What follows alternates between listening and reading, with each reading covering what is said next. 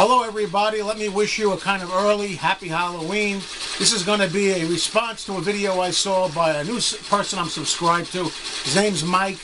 He goes by the name of Gray 1951, and he's a fan of all kinds of movies, and he recently did a thread, I guess you could say, on his favorite top 10, I believe it was, vampire films. I decided I would take a stab at it, but I couldn't narrow it down to only 10 vampire films. I mean, there are hundreds of them out there, and I like a lot. So I decided to try to make it my favorite 20 vampire films.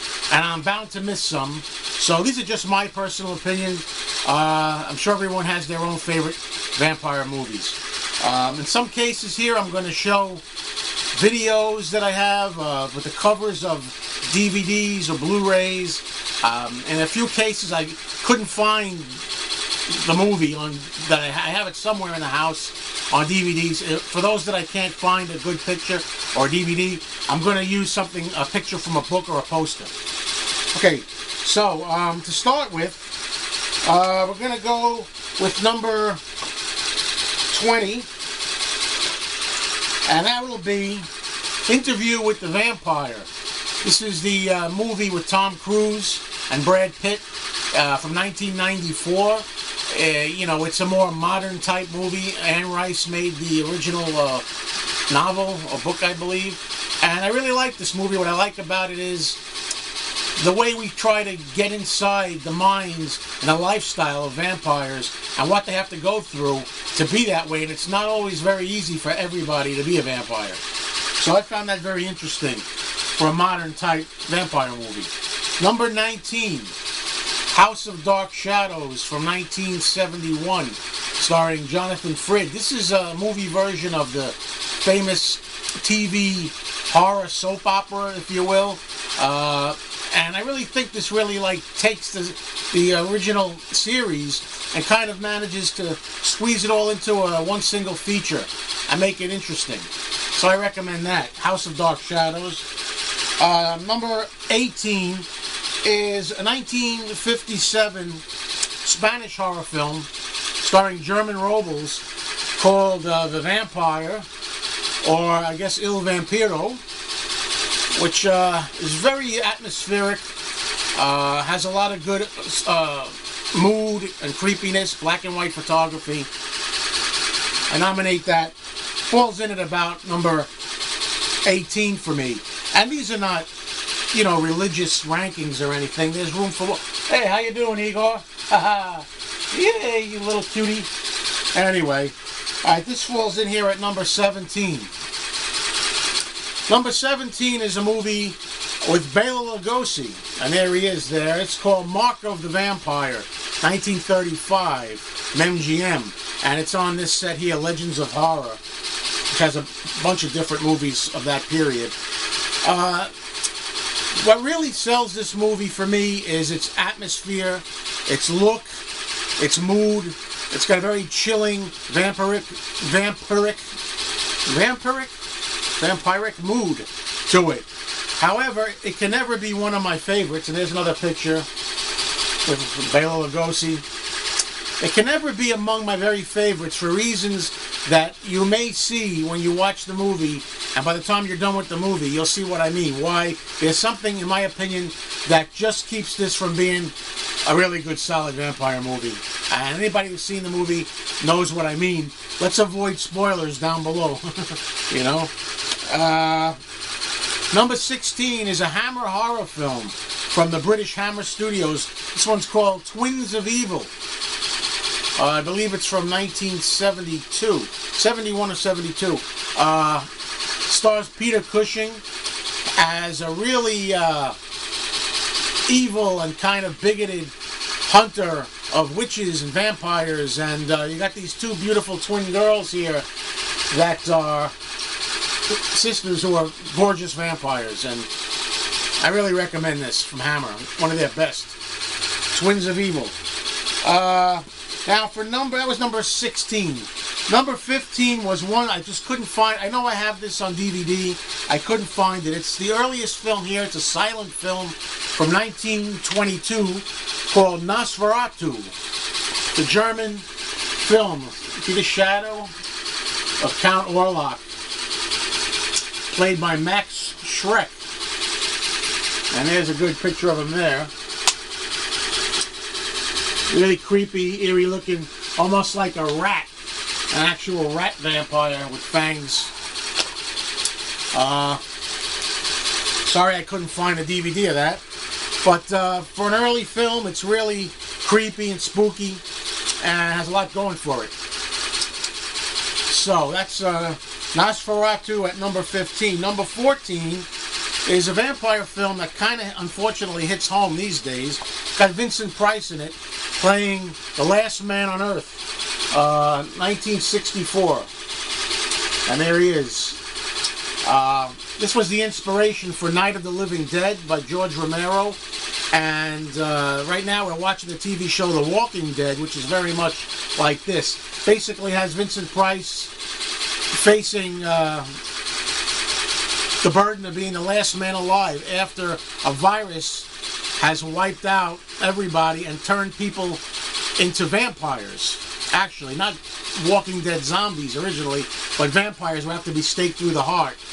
And it's based on Richard Matheson's novelette, I Am Legend. And of course, we had The Omega Man in 1971 as a remake of sorts. And recently we had Will Smith in I Am Legend.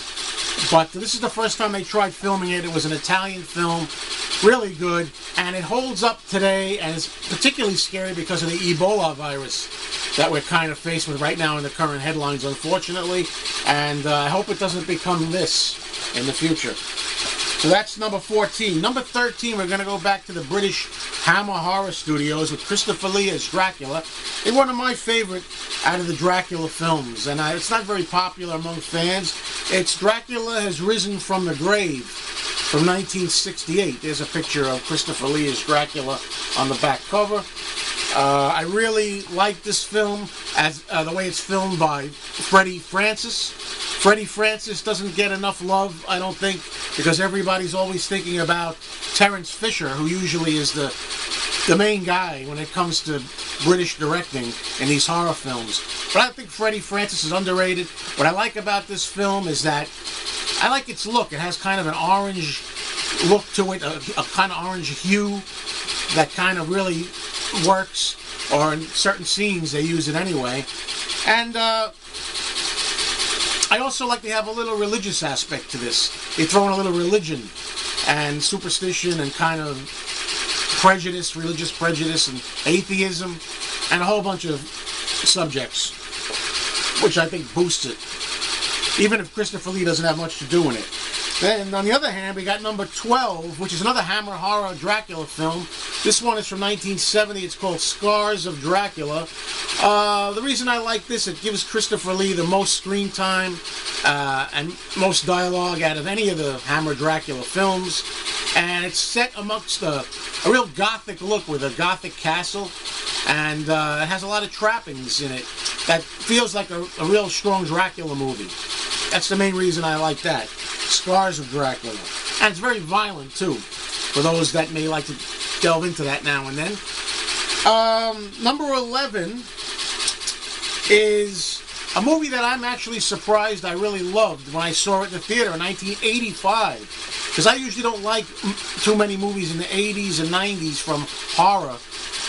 It's Fright Night, the original Fright Night, because they felt the need to remake this again. Roddy McDowall is in here. He's absolutely terrific as a vampire hunter, actually a horror TV show host of horror movies that's kind of forced into being a vampire hunter. And even though there's some comedy in here, it basically takes itself kind of seriously. It's kind of creepy. And the lead vampire is very good, too. And Chris Sarandon. You know, they go a little overboard with relying on too many action effects at the end, but overall, this is a good, solid vampire movie that has a good vampire feel to it. So I like it. That was number 11. Now we're going to go into the top 10, and this was not easy, believe me. Number 10, I actually picked a television movie, a movie that was made for TV in 1973, and it's Dan Curtis's Dracula. starring Jack Palance, of all people, as Dracula. Now, in recent, I say recent years, 1992, Francis Ford Coppola made Bram Stoker's Dracula, which I did not care for. I just felt it was a little too much of a love story, and they made Dracula too much of a hero.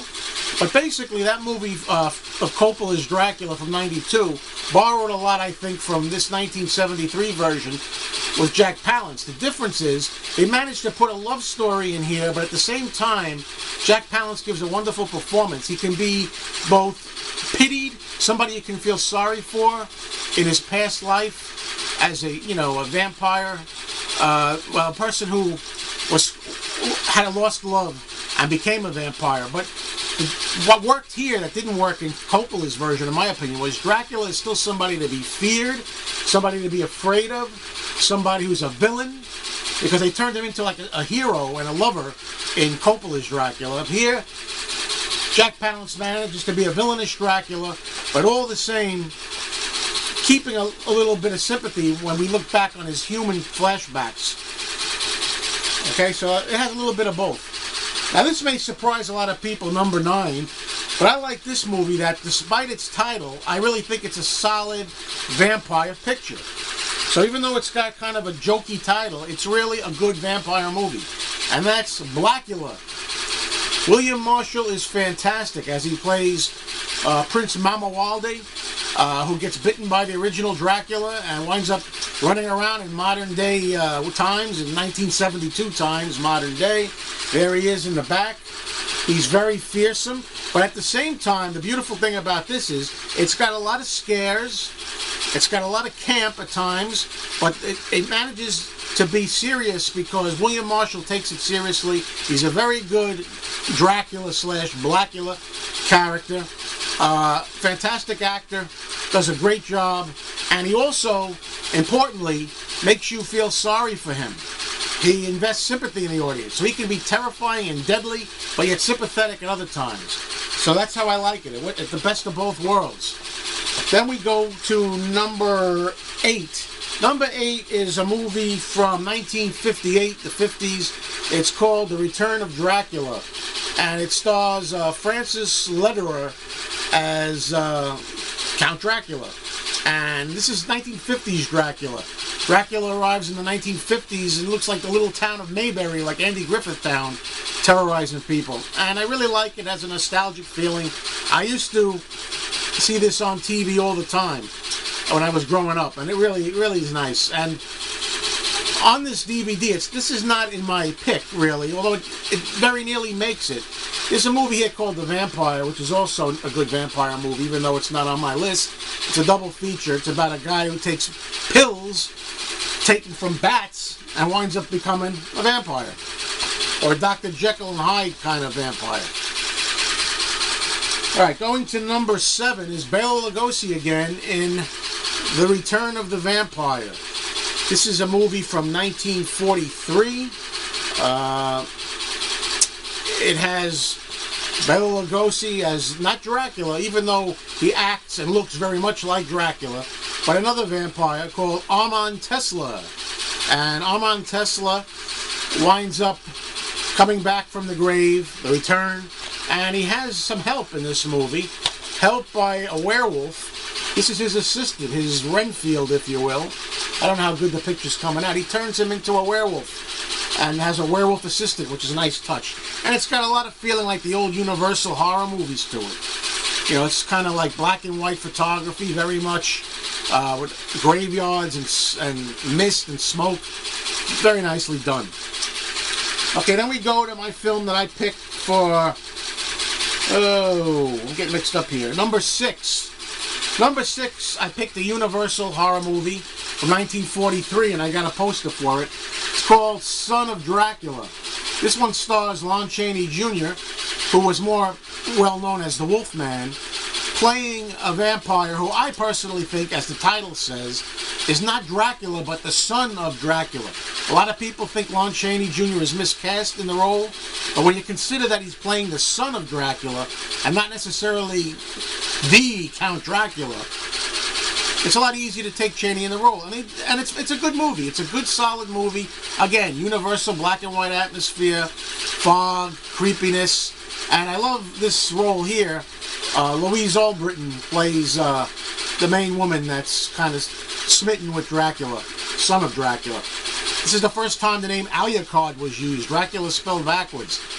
A-L-U-C-A-R-D. Count Alucard.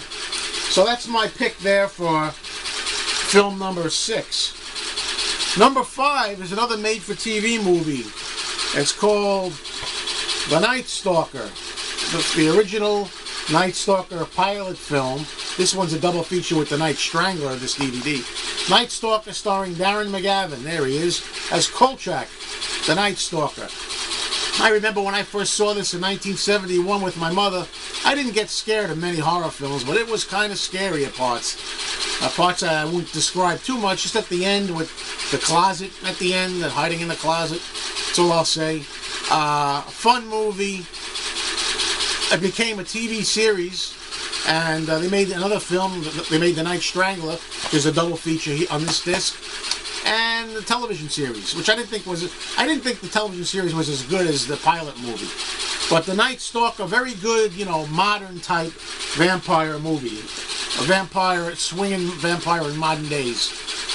Okay, then we go to, that was number 5, if I got the numbers right. That was number 5. Number 4, people may be surprised that I don't put this higher up on my list. It's the Hammer classic Horror of Dracula. Well, we know it in the United States as Horror of Dracula.